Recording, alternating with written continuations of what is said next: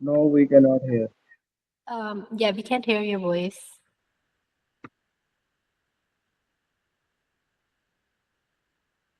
Ma'am, we cannot hear you. Hello, am I audible now? Yes. Yes. Okay. So I was saying that we'll start from these lysosomal storage diseases, and of course, whenever you have a storage diseases, it's like abnormal. You can say accumulation of your carbs or your lipids or your fats. Okay, so what happens here is that in these diseases, first disease is your Tay-Sachs disease. How you can remember it, as it is stated here, it's A and X. So hexoaminodase A deficiency. It's because of hexoaminodase A deficiency. Okay, so Tay-Sachs disease. And most of these disorders in which you accumulate something, they'll always lead to some kind of, you can say, intellectual disability, neurodegeneration, or something like this. Okay, so in this disorder, of course, again you see is neurodegeneration, developmental delay. You can see hyperreflexia too. How you can remember it? You can just remember that you are having abnormal accumulation inside your brain cells, right? And whenever something is abnormal in your CNS, in your brain, it leads always leads to upper motor neuron lesions. Okay, and hyperreflexia is one of your symptom of your upper motor neuron lesion. Okay, of course, again the brain is involved, so you can also have hyperacusis because of nerve problem. Okay, and then you have cherry red spot again because your whole CNS is connected, so you can just remember it's brain, eyes, and ears. Okay, so after this you can remember how it presents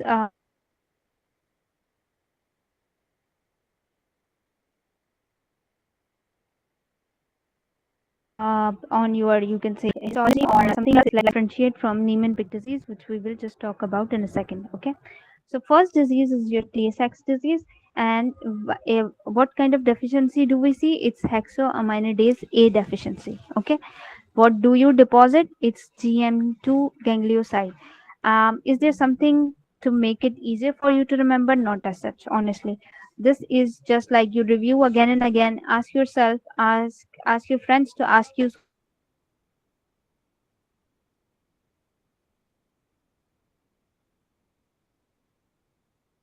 so that you remember it. But then symptoms that you should remember is some CNS problem, eye and ear problem. CNS, eye, keep in mind. And after this, we will talk about Niemann-Pick disease. It is same as Tay-Sachs disease. The only difference is this: in this you see hepatosplenomegaly, okay, and in this you do not have ear involvement, okay. So you see progressive neurodegeneration similar to Tay-Sachs disease. You see cherry red spot on macula similar to your Tay-Sachs disease, but you do not see ear problems. And here you see hepatosplenomegaly. So you have to remember this.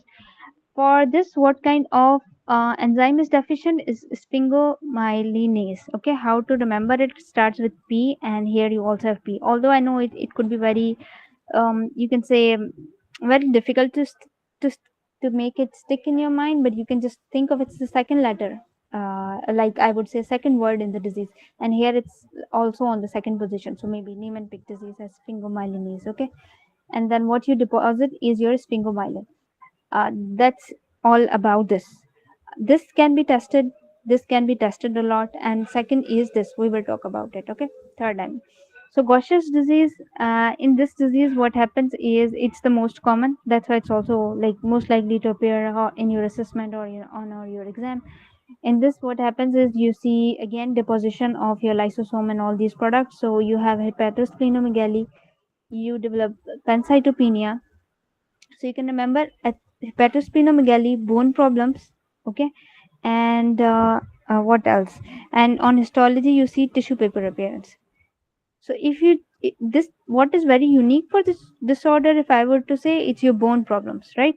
Osteoporosis, AVN, bone crisis. These are very specific for Gaucher's disease. Okay, so for Gaucher's disease, you have to remember that it involves, like it presents with the involvement of the bone.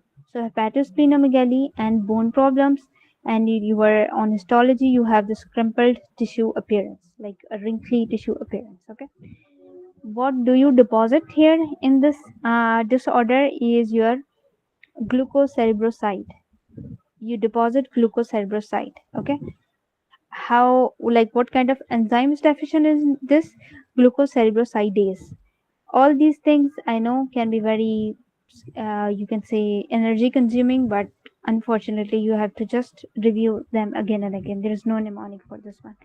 So glucocerebrosidase, if it's deficient, it leads to accumulation of glucocerebroside, and you can see Gaucher's disease. Maybe it can help you with remembering, like, it's your glucose and Gaucher. So yeah, kind of same. But then again, you have galactose too, so you can might be confused. But don't, like, if you can just repeat it few times, Gaucher's glucose, so maybe it helps you remember. So this is all about Gaucher's disease. Then we have Krebs disease. For Krebs disease, you have to remember it's galactocerebrosidase that leads to accumulation of galactocerebroside. Okay, and in this, what happen is, you can remember in your crab, like it's like, in this you have eye problems and you have neuronal problems. This is the main thing that you have to remember. Okay, so cranial nerve 2 atrophy. Why? Because it destroys oligodendrocytes. And if you know that cranial nerve 2 is very unique from other cranial nerves. Why? Because other cranial nerves, they are insulated with your Schwann cells, but your cranial nerve 1 and 2, they are insulated by your oligodendrocytes. Okay, so in this Krebs disease, basically you destroy your oligodendrocytes, and you have this neuronal problem like peripheral neuropathies. Okay, and then you can also see globoid cells. These are just a histological thing that you have to keep in mind. Nothing specific about it. Least likely to be tested, but of course, why not remember it for your exam? What kind of enzyme is deficient? Again, galactocerebrosidase. And what it leads to? Accumulation of galactocerebroside. Okay, metachromatic leukodystrophy. For this, I want you to remember that in this you have, in this you have deficiency of aryl sulfatase A. And how can you remember it? The name suggests it's metachromatic leukodystrophy. By leukodystrophy, you know it's something with your nerves, right? So it's a demyelination of your CNS and your PNS, and that's why it can also lead to dementia, ataxia, because of course your neurons are involved. So a triad of your demyelination, ataxia, and dementia, a neuronal problem, because leukodystrophy literally means like a degradation of myelin or some kind of problem with your myelin or with your neuron. And by metachromatic, you can remember there are acrylics. These are your colors or something that you use for your to paint or something.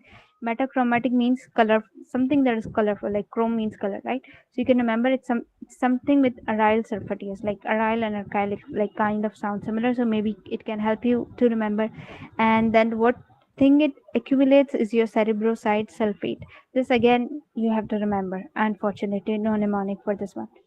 Then you have Fabry disease. For this, you have to remember, for Fabry disease, you have early and late presentations. Okay, I have seen in assessments and other things that your early is there, like it can be tested. Okay, so you must keep in mind that it's a triad of your episodic peripheral neuropathy, angiokeratomas, hypohidrosis, and the last is like worsening. And how can you worsen the condition? By involving your heart and your kidneys. Okay, so triad of your peripheral neuropathy, angiokeratomas, like these are red bumps, these are angiokeratomas, and hypohidrosis, less sweating. Okay, what do you can say accumulate here? It's a triad of something, so you will accumulate something that has tri word in it. So it's trihexoside, ceramide trihexoside, and globotriacyl, whatever, but it contains the word tri. Okay, so it can help you remember. First thing you have to make in your mind that Fabry is related with triad of something, and then it will help you remember what is being accumulated. And what kind of enzyme is deficient? It's alpha galactosidase A2. Alpha galactosidase A2. All disorders are autosomal recessive except for this Fabry disease and the last Hunter disease. Okay, Hunter, and yeah, there are few questions in your assessments too that ask you like what kind of thing do you accumulate.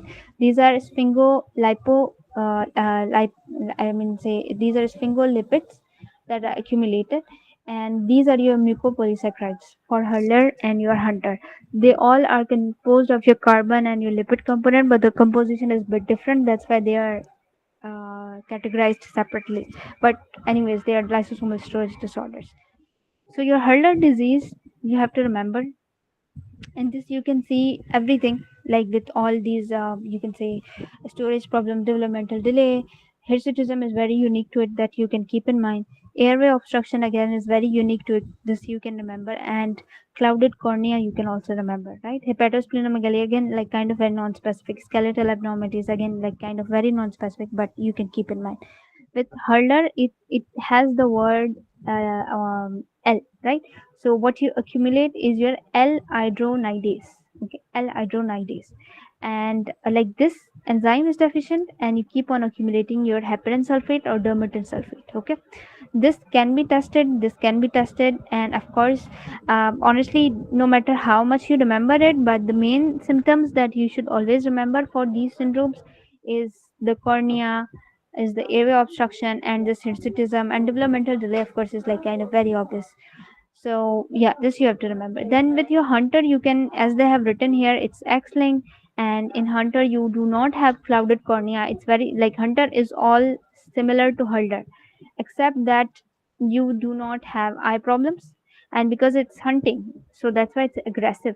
So the patient has very aggressive behavior. Okay, and why, what kind of deficiency do you have? You have hydronate sulfatase that is deficient. Okay, and again it accumulates the same thing. So if you have deficiency of this or this, you can accumulate the same end product. The only thing is how it presents. If it presents something like this, it's Hurler syndrome. If it presents with no eye problems, just aggressiveness and some mild symptoms, it's your Hunter. That's the main thing that you have to remember. And this is like these components, they are converted from one thing to another thing, and what step is involved. uh, you can take your time to just remember these if you want to, but honestly like very rare that I've seen that they give you this whole picture and ask you where is the obstruction or something. And other thing, if you remember like what is being accumulated, you can easily know what kind of disorder I'm dealing with. So you do not need to memorize this whole thing, you just stick to, you need to stick to this thing. Okay, so this was all about your lysosomal storage diseases. Now we will talk about fatty acid metabolism. For this, you need to keep in mind that when you synthesize your fat has long chains. Okay, and it's not easy to move your fat molecules from your mitochondria to your cytoplasm easily. Okay, so that's why the fat movement needs some kind of shuttle. Okay, why would you want fat to move outside into the cytoplasm when you want to synthesize the fatty acids, right? Because mitochondria, you can think of it in this way, that it does not has enough space to accumulate all these fat cells, right? So your you could say your citrate is the shuttle for that. Okay, your citrate helps move your you can say fatty molecules into the cytoplasm, and where it's converted into acetyl CoA. From acetyl CoA you make it malonyl CoA, and from that you make your fatty acid synthesis. Of course it's like it's a polymer, it's a 16 carbon component, because acetyl CoA is 2 carbon component, so it's like multiplying it again and again, so that you make this fatty acid synthesis. And synthesis is always in cytoplasm, this is something that you should always keep in mind. And what helps with this knowing this, that whenever you want to synthesize the fat, you must have citrate shuttle. If you do not have citrate shuttle, you cannot have synthesis of the fat, right? This is something important. And then these enzymes, do they literally matter as such? Not as such, but if you can remember, why not? This you should keep in mind. Acetyl CoA carboxylase, it's convert your acetyl CoA into malonyl CoA, and then malonyl CoA you can say keeps on multiplying until it reaches 16 carbon chain, or you can say 18 carbon chain, something like this. Okay, of course, when would you want fat synthesis? When you have enough insulin, right? And you when you do not have enough insulin and you have high glucagon level, of course it will inhibit it, because at that time you do not want synthesis, at that time you want degradation. Okay, this is simple as that. Then you have degradation. For degradation again the rule stays the same, that you need to transport this fatty acid into your mitochondria for the degradation, and for that again you need a shuttle. So what kind of shuttle you have is carnitine shuttle. Okay, so if fatty acid like with your fatty acid chain, you attach a CoA, and after fatty it leads to the end product in the formation of your fatty acyl CoA. Okay, and then this fatty acyl CoA is combined with carnitine, and then carnitine brings this fatty acid inside the mitochondria where you have beta oxidation. Remember that your alpha beta oxidations, these are only happening in your peroxisomes and in your mitochondria. There is no any other location that these are happening. Okay, when we do the cellular you can say biochemistry, we will talk about it, the beta oxidation, alpha oxidation and their disorders. But here you need to you have to keep in mind that in mitochondria you have beta oxidation that is going on. Okay, and to bring on the fat you need carnitine shuttle. Okay, and what attaches the carnitine to the fatty acyl CoA is carnitine palmitoyl transferase. Okay, and then again it goes in, and here you have degradation. Of course the end product will again be acetyl CoA. Either it can go into ketone body formation or either into TCA cycle. Okay, and this enzyme is very important to keep in mind. It's acyl CoA dehydrogenase, and this enzyme is also important. If I were to say what two enzymes that are least that you should remember, is this and this. Okay, this is because it leads to disorder, which we will talk about. This is because it's very obvious that whenever you are having degradation of the fats, right, at that time you do not have synthesis. It means you do not have malonyl CoA. If you do not have malonyl CoA, it cannot inhabit this, right? Whenever you are having synthesis, of course at that time you do not want degradation, so this malonyl CoA basically inhabits this enzyme. And if it inhabits this enzyme, it means you cannot have carnitine attached to the fat. And if it's not attached, you cannot move it inside the mitochondria. And if it doesn't come in inside the mitochondria, you cannot of course have a beta oxidation. This is the whole thing that you should keep in mind. Okay, after this you have fatty acid synthesis required, this I told you. And synthesis is mainly happening in what kind of cells? This can be important. Remember, liver, adipose tissue, mammary glands, long chain fatty acids degradation, this I also told you. Okay, so then you have two kind of disorders. Okay, first is your systemic primary carnitine deficiency. It is like your carnitine shuttle that you required for to bring in your fatty acid into the mitochondria, that is not working. Okay, because you do not have carnitine.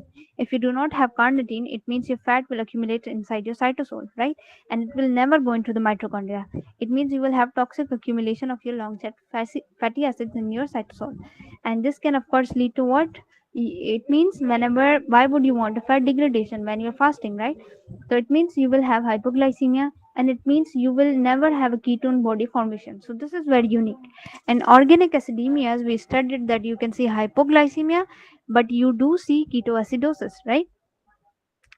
In this, what happens is you see hypoglycemia and hypoketotic state is there. It's not ketoacidosis, right?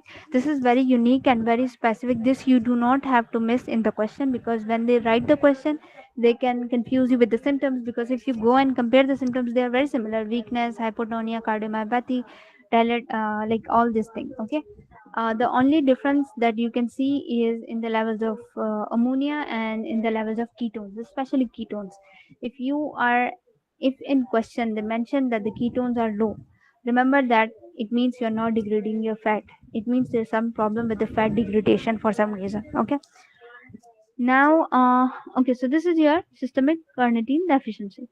Other is your medium acyl CoA dehydrogenase deficiency, which is literally this enzyme is deficient. It means you cannot have beta oxidation. It means you will accumulate your fat inside your mitochondria now, right? Because it has come in through the carnitine, but you cannot degrade it because of absence of this enzyme. Okay, so it cannot break down into acetyl CoA. You accumulate your fatty acyl carnitine and dicarboxylase in your bloodstream inside your mitochondria. Again you will see what? Hypoketotic hypoglycemia. This is the main thing that you should keep in mind.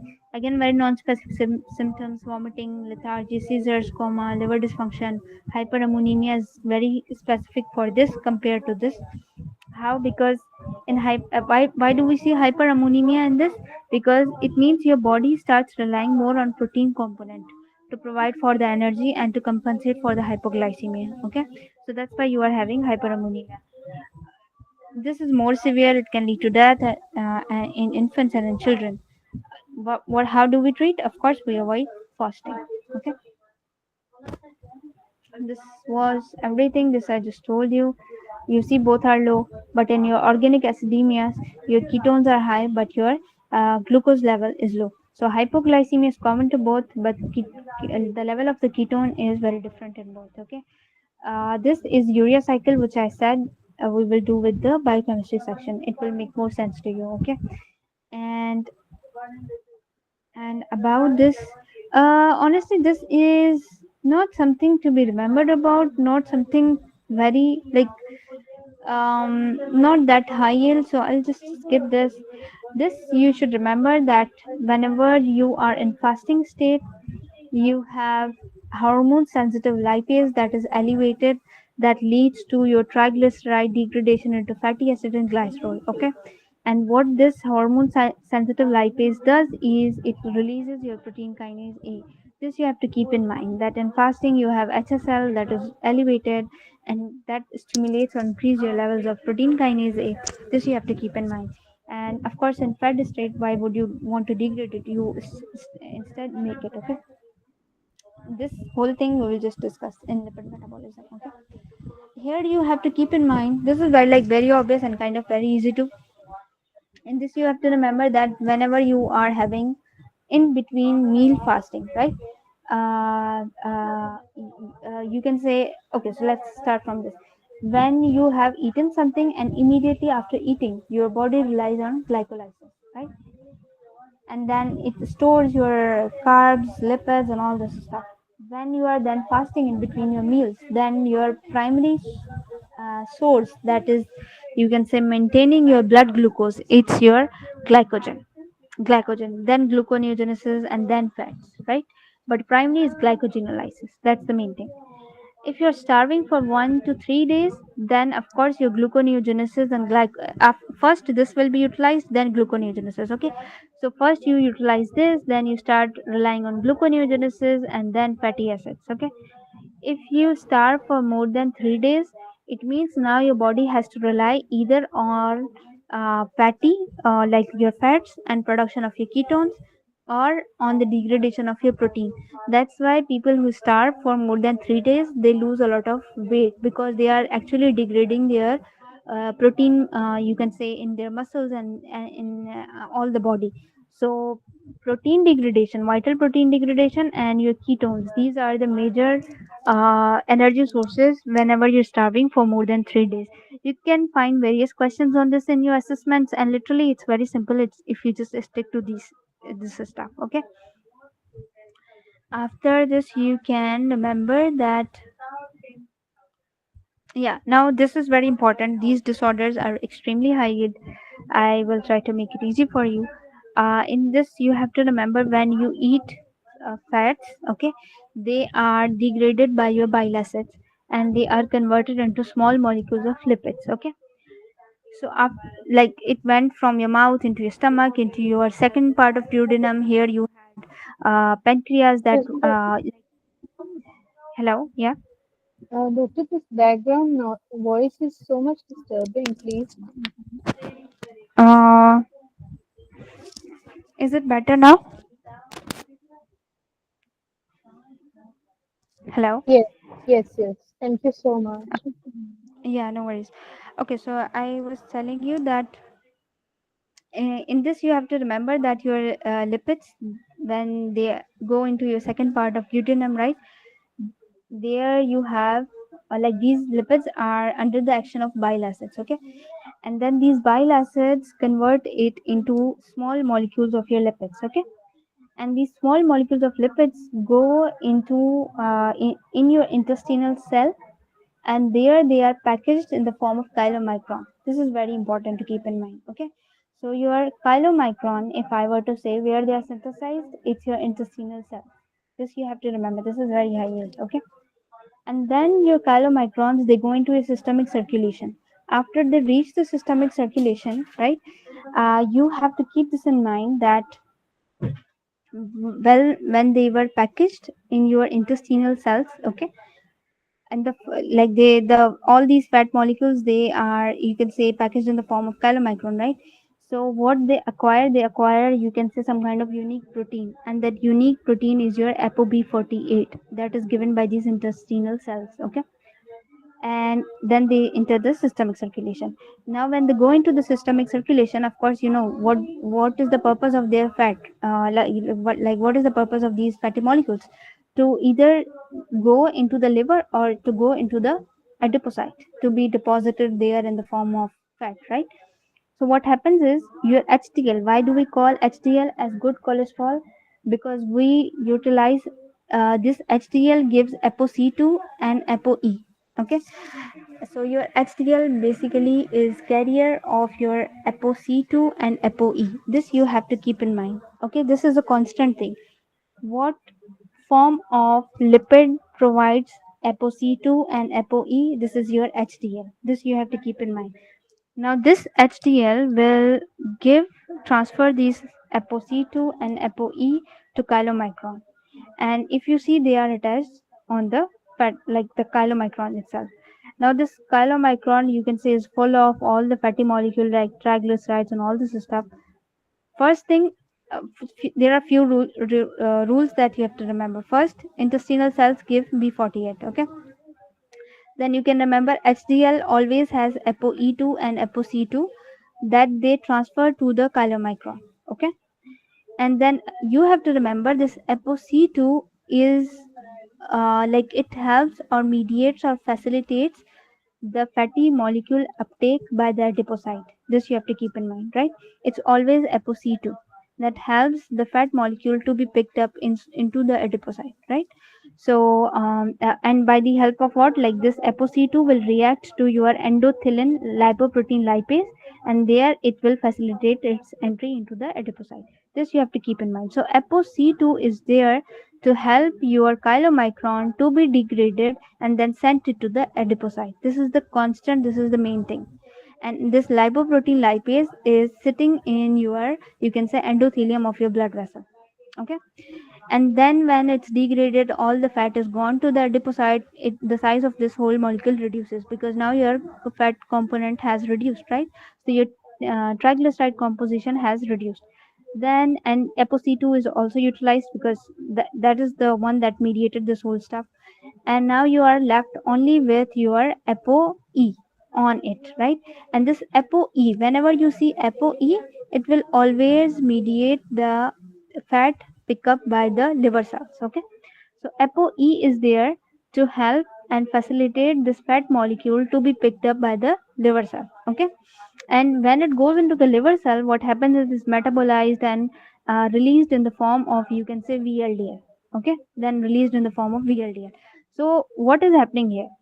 Few things that are there that are very important. First, lipids are degraded by the bile acids into the smaller molecules, and then they go into the intestinal cells. There they are packaged in the form of chylomicron, and when they're sent into the peripheral, you can say, circulation, they are tagged with B48 to just know that they are released by your intestinal cells. Okay, their HDL comes and provides for the two, you can say, unique proteins or molecules or receptors, and they help with the pickup or metabolization of these molecules. Okay, ApoC2 combines with your lipoprotein lipase on your endothelin that goes into the adipocyte, and then whatever is left behind that goes again into the your systemic circulation, and it has ApoE, and whatever is remaining that is picked by your liver cells, and from your liver cells it goes back into your periphery in the form of VLDL now. And since the whole composition has changed now, it's not completely triglycerides, it has cholesterol esterase too, because liver actually modified this whole stuff, right? So now it has to acquire a unique, you can say, receptor, that is your ApoB100. So whatever originates from your liver would always have ApoB100 on its surface. Whatever originates from your intestinal cell will always have ApoB48. Okay, the again same thing is repeated, again it's same thing that is repeated. Again HDL will come, provide for ApoC2, ApoE, then again C2 will help the endothelial cells and attach it to the lipoprotein lipase and go into the adipocyte, right? And then again whatever is left, it will go and picked up by the liver by the help of ApoE. Okay, and when this in what happens there, your VLDL, when it's you can say utilized by your adipocyte, whatever is remaining is known as ideal. Okay, and this ideal then again goes into the liver, and from the liver it is again modified in the form of LDL. And this LDL will only have one thing on its surface because it is released from your liver, right? So it will all only have ApoB100 on its surface and no any other thing. Now, this LDL will be picked up by your peripheral cells by LDL receptor mediated endocytosis, which is actually done by your clarithrine, which we will talk about when we do the cellular section, right? So, in nutshell, what is happening? You have ApoB48 and ApoB100. If it's 100, it always originated from liver. If it's 48, it originated from intestinal cells. Then the whole story is repeating. Your HDL comes in, gives you C2, lipoprotein lipase is there, same thing. It utilizes all the, you can say, fat, whatever it needs, and then sent whatever is remaining. And that residual material is sent back to the liver and picked up by the liver because of this ApoE stuff. And then liver again, you can say modify it into something else. Here it modified into the VLDL, and here it modifies it into the LDL. Okay, and this LDL again is picked up by your LDL receptors, which are clathrin coated, and they help with the you can say peripheral cleaning of your LDL. Okay, these LDL receptors, their expression can be increased or decreased depending upon the whole situation, what your body wants, right? This we will discuss in more detail like tomorrow with your whenever we do the cellular stuff. So I believe this is very clear. If this is clear, we can go ahead and it will be a lot easier for you. So nobody has any questions, or do you have? Someone can just confirm me so I can go ahead. Okay. Now you have to keep in mind that HDL itself comes in the form of immature HDL and then becomes the mature HDL, right? And what kind of enzyme converts it? Honestly, there is nothing I would say something unique, special about it that you should remember. The main thing that can literally ask you is, uh, in one of the assessment I saw some question like this. I exactly don't remember, but you should remember that the conversion of your immature HDL into mature HDL is by this LCAT enzyme. And this LCAT enzyme is lecithin cholesterol acyltransferase. Okay. And what is actually a mature HDL? It contains a lot of esterified cholesterol. That's simply your mature HDL. Nothing more about it. Okay. And this I'll talk about coming after we discuss this. Okay.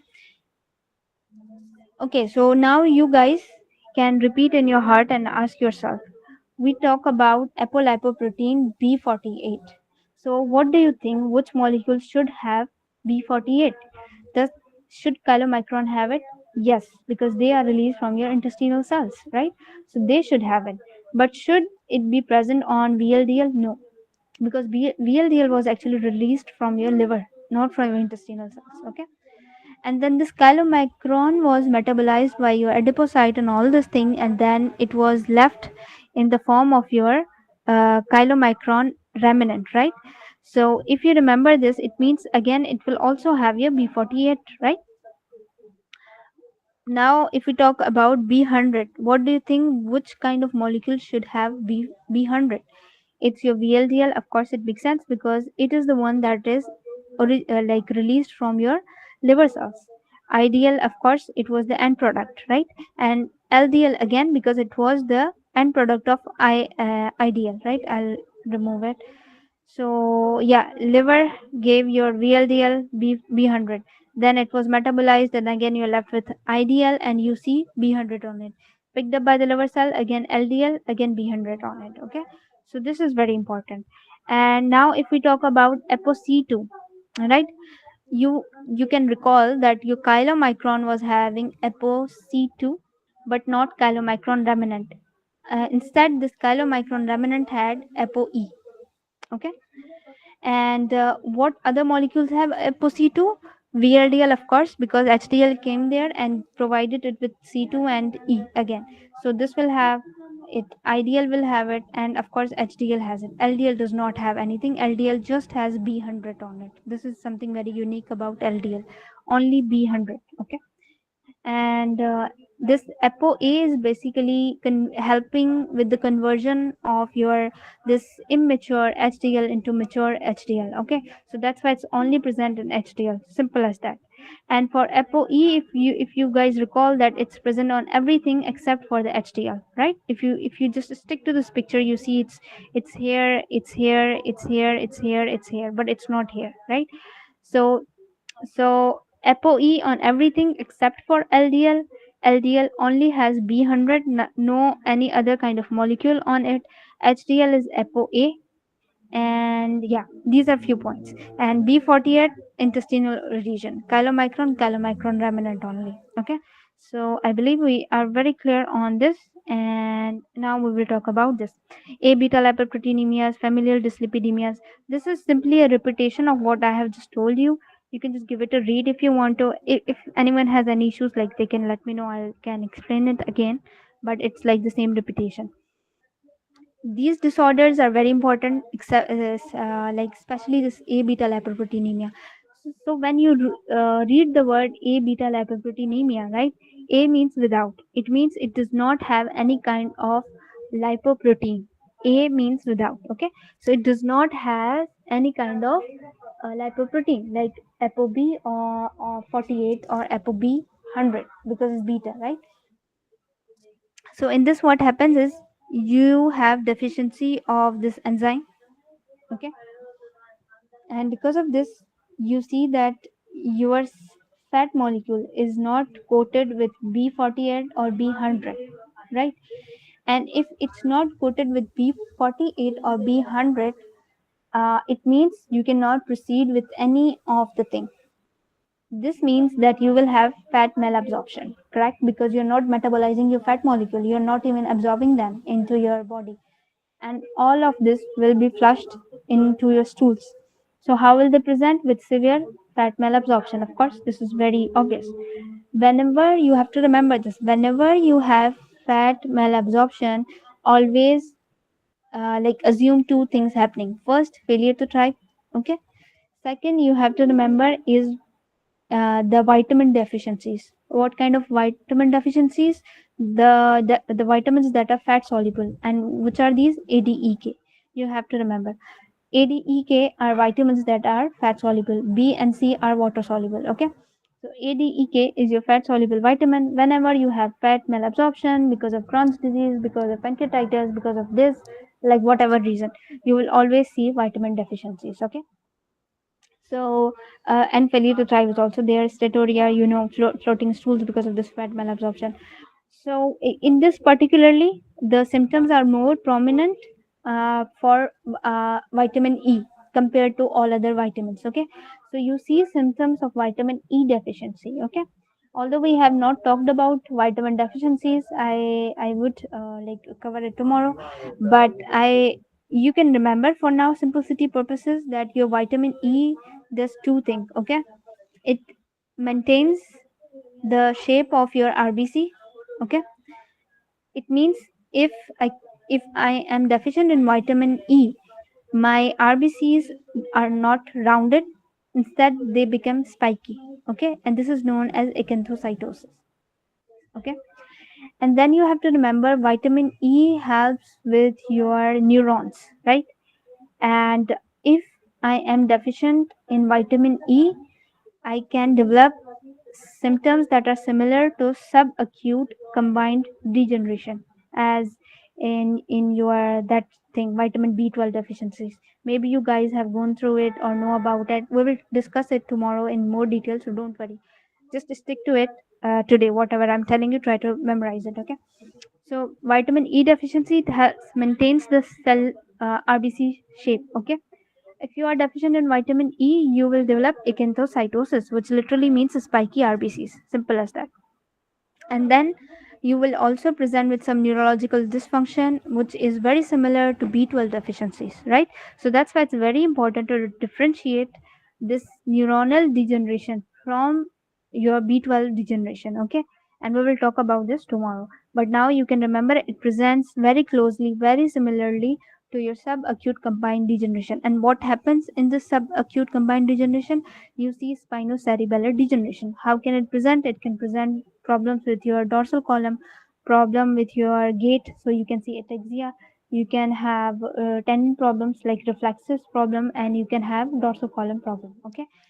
The other very unique feature you can say of vitamin E deficiency is it can also lead to retinitis pigmentosa. Okay, this you have to remember. Okay, so this is it. And what would you see? Your intestinal biopsy will show that fat was picked up by the intestinal cells. But because your intestinal cells were the one that picked up the lipid and packaged it into the form of chylomicron, right? Now they have picked it up, but they cannot package it into the form of chylomicron because they do not have ApoB48, right?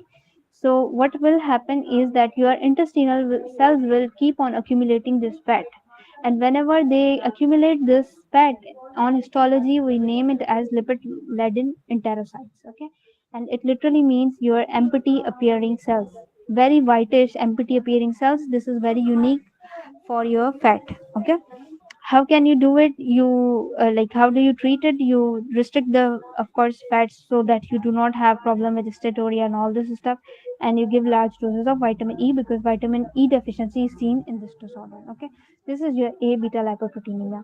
A means without, beta means these ApoB48 and ApoB100, and lipoproteinemia, you know, these are like lipoproteins, right? And if you do not generate chylomicrons, you cannot generate VLDL, so everything goes down, everything is absent. This is something unique about in your labs. If you see everything down, you know it's your A beta lipoproteinemia. Then we will talk about familial dyslipidemias. Okay, in this familial dyslipidemias, you can remember the dominant are the even numbers. Even numbers are dominant, so 2 4. Okay, and first is your disorder with your ApoC2. And if you remember, your ApoC2 is the one that is attached on the chylomicrons, right? So what should be the name of this disorder? Hyperchylomicronemia.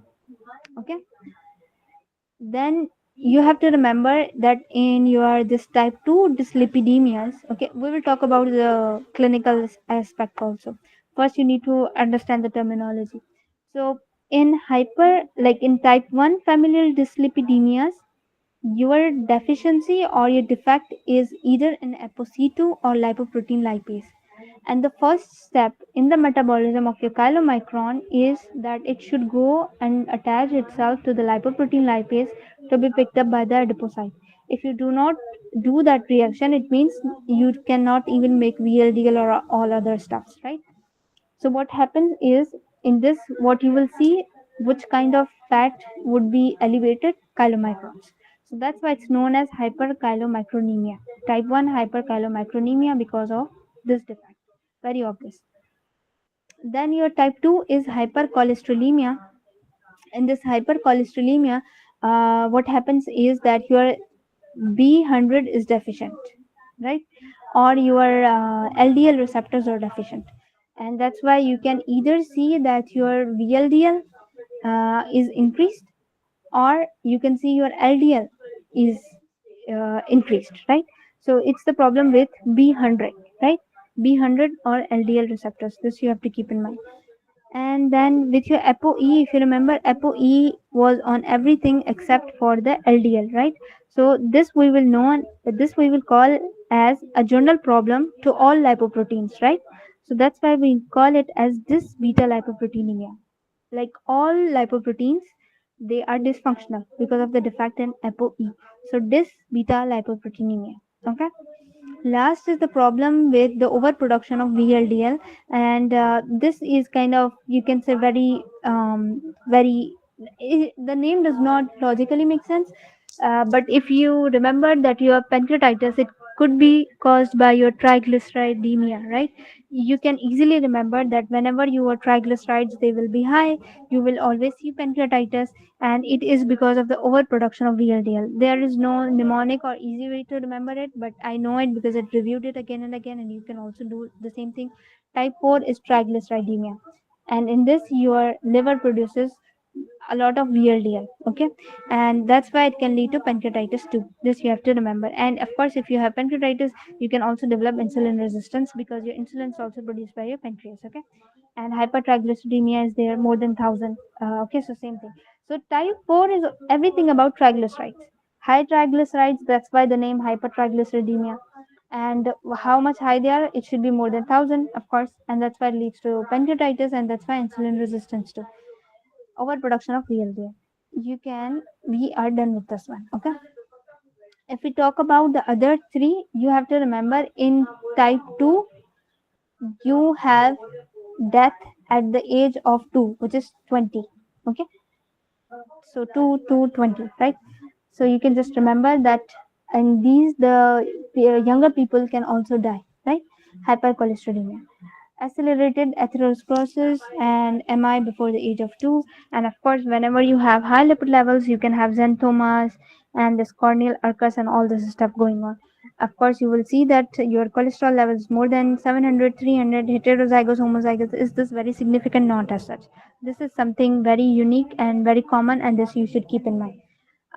Death because of the MI at the age of 20 or around the age of 20, and xanthomas, corneal urcus, and xanthomas at what location? Achilles tendon. This you have to remember, okay? Because it's tendon, you can remember it's two done, okay? Two done, so helps you maybe.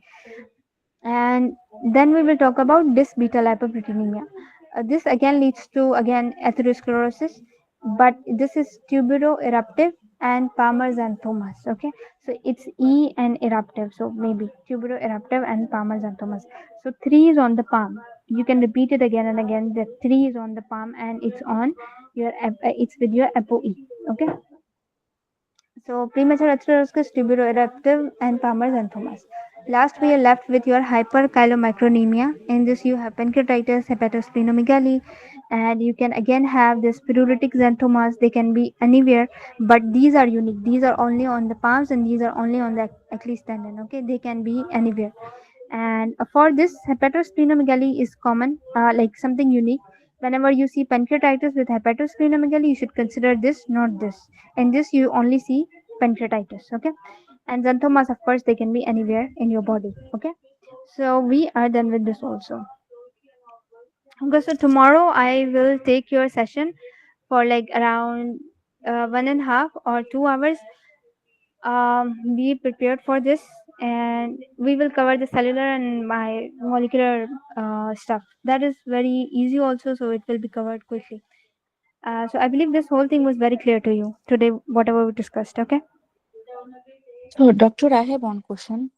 Yes, yes, go on. So, actually, I missed the first 30 minutes of the class. So, could you just repeat it? What topics today just covered from the beginning? In Just the topics. yeah, yeah, Just headline. I started from lysosomal storage diseases. Okay. And Okay, then, and then went on to by the uh, end of the page. Okay, oh, nothing else. Okay, okay. Thank you. yeah, no worries. All right, guys, then I'll see you tomorrow. Take care. Bye.